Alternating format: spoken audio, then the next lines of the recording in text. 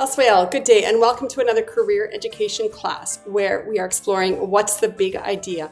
You've got a resume, you've got a cover letter, you've learned how to apply for jobs, and you've had some practice with some interview skills. Now, you need to learn about ethics in the workplace, in particular, understanding inclusion, diversity, equity, and accessibility. Did you know workplaces that prioritize inclusion, diversity, equity, and accessibility efforts have been statistically proven to be safer, happier, and more productive?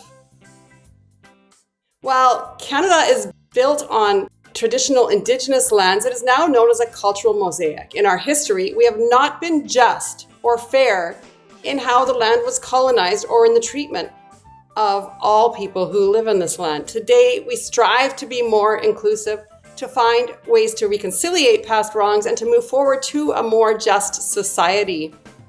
We hope that within our diverse country, we develop inclusive attitudes and behaviors where people have equitable access to education, jobs, healthcare, clean water, everything really, and where steps are taken to ensure accessibility for all Canadians. Your personal values and beliefs are powerful filters to how you perceive the world, yourself, and others.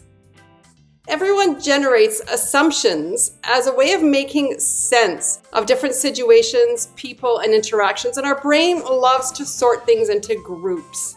Assumptions about individuals or groups are problematic if they stem from stereotypical negative beliefs and biases about specific groups. Assumptions can influence words and actions, which may create a vibe that gets in the way of someone else's opportunities, sense of belonging, or safety. They can even be discriminatory. Are we always aware of this effect? No. We all have unconscious biases or learned attitudes and stereotypes that exist in our subconscious and can involuntarily affect the way we think and act. This lesson will ask you to think about how you can get past this to demonstrate inclusive behaviors. Without considering how biases guide your thoughts, words, and actions, you run the risk of unintentionally harming others. If you first examine your unconscious biases that impact your interactions with others, you will be better able to move into an inclusive mindset. When you know what your beliefs and biases are, you can generate better informed practices to prevent unintended messages, behaviors, and acts of microaggression or even discrimination. While your personal beliefs are important to you, others may place value on different ways of knowing and being, and these are by no means less significant. Developing humility and reflecting on the diversity around us will help you to join others in creating environments where diverse members of the community feel included, safe, respected, supported, and valued. This is expected in school and in the workplace, not just in terms of culture, but in terms of all of the differences protected by the Human Rights Act of Canada. Think about your own biases. Think about the ways that your values, beliefs, and culture bias your own views. Consider some of the following questions, thinking about them to yourself or chatting about them. How does your own background shape your personal beliefs and biases? How would you describe your idea of social norms? Is your friend group diverse, open to anyone, cliquey, inclusive, judgmental? How would you describe your or your household's position in society, education, wealth? Look around the room. Are there any assumptions you make about people based on their appearances or differences? Why? And what are they? Are there people you've never talked to or considered sitting beside? Are there people you avoid getting to know or working with because of your assumptions about them? Do you feel superior or inferior to any of the others in the room? If yes, why? Pause the video for some think time, partner conversation, or a teacher-facilitated discussion. Thanks. Once you begin to recognize the often subtle ideas and practices that privilege some and are unfair to others, you can work toward demonstrating more inclusive behavior. So, what's the big idea? You've already heard these words, but IDEA stands for inclusion, diversity, equity, and accessibility. There are many versions of the IDEA acronym around right now, EDI, DEI, and more. But what do these words mean?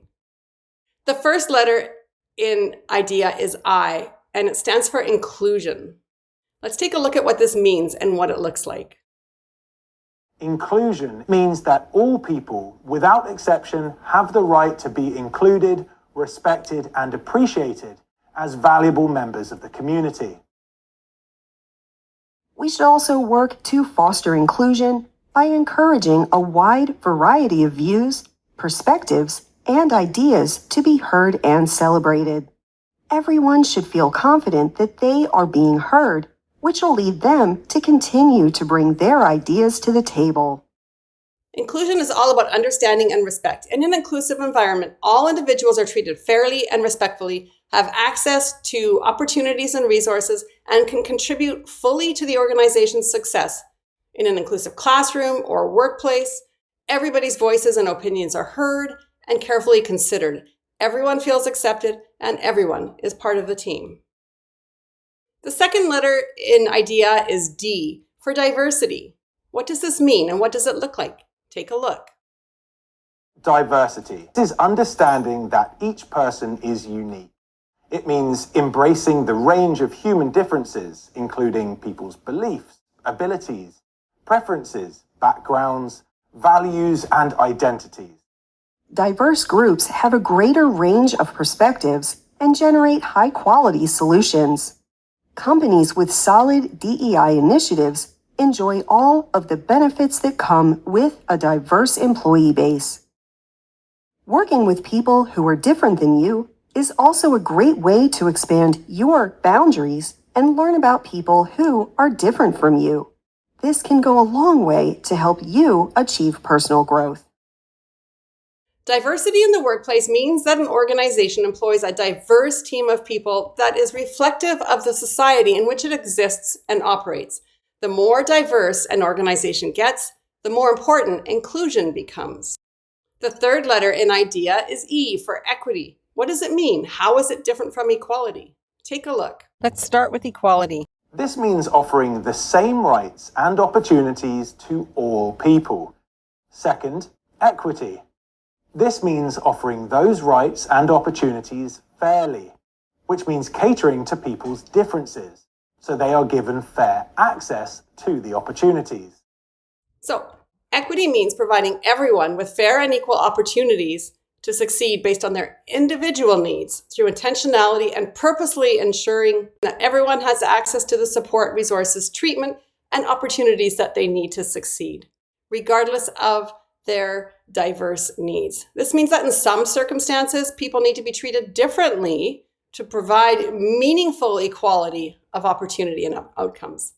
Think about who's unfairly disadvantaged in one of your classes. How can you be inclusive? Can you partner with them? Offer support to make things better? Any degree of help toward equity matters. Equity is the access to or allocation of resources according to need. Equity helps even the playing field so everyone can thrive. The fourth letter is A, for accessibility. What does it mean? What does accessibility look like to different people? Take a look. Accessibility means different things to different people.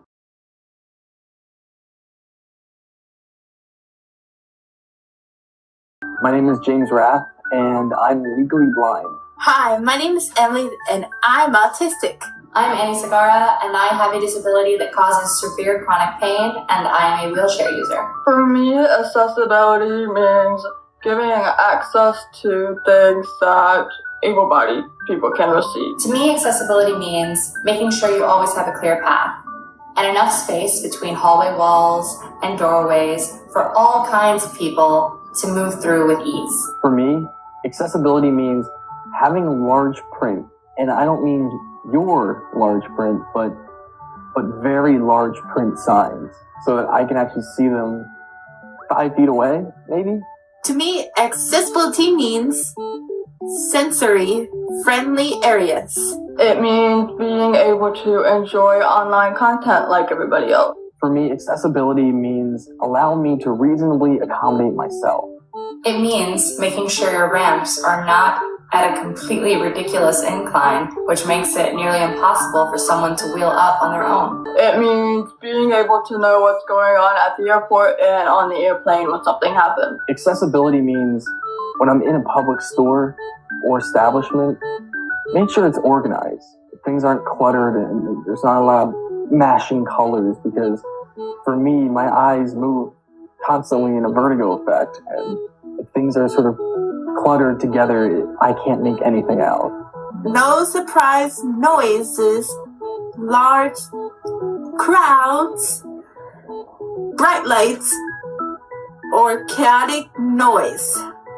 For me, accessibility means allow me to pinch to zoom on your mobile site.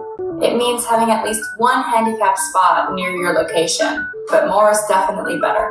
It means having earplugs available. It means not getting hit in the behind with the shopping cart when you're out shopping and being given a dirty look because you didn't hear them say, "Excuse me." Accessibility means different things to different people. Workplace accessibility, as you've seen, is about providing products, services, and facilities that are accessible for all. Accommodations encourage people to feel comfortable coming to work or school and performing their tasks. If you were to head off to university, you can get accommodations for disabilities and diversities. Besides this being the right thing to do, fostering this environment will help boost productivity, morale, and camaraderie. In a setting where people from all different ages, genders, races, sexual orientations, religions, ethnicities, abilities, and cultural backgrounds work together, products and services from that company will better serve a wider audience. Diverse groups have a great range of perspectives and therefore generate high-quality solutions.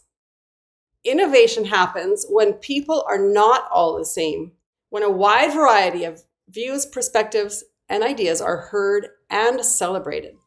What does this have to do with me, you ask?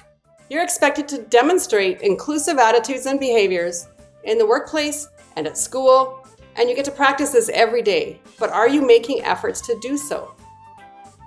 Inclusive spaces are ones that respect the differences we all have, including our diversity of thought and opinions. You realize that we all belong to many communities. We are all citizens of a global community, and we are all worthy of respect. We can all work at becoming more inclusive in our words, thoughts, and actions, and understand the importance of concepts such as equity, fairness, accept, respect, and justice. An inclusive space openly recognizes and values the contributions of everyone and maintains high standards of inclusion, diversity, equity, and accessibility at all levels. There's still hate in our society, even in our town, where people who are protected by the Canada Human Rights Act still face discrimination. We don't have to be like someone in order to respect someone, and we should not try to make everyone like ourselves. We all deserve equal opportunity, safety, and to be treated well. Because in the end, none of us are better than any of us. Your task this week is to complete a journal box on this topic, responding to the prompts on your assignment page. In myBlueprint, you will open your portfolio, choose Add Box, make a journal, and give it the title, What's the Big Idea? Then in the description, you will respond to the questions you choose from your assignment page. Just keep remembering, diversity is a fact and inclusion is an act. Start practicing the big ideas in your daily life, and it will result in more success and happiness for you and for others at school and in the workplace when you get there. That's it for this week. Have a great week.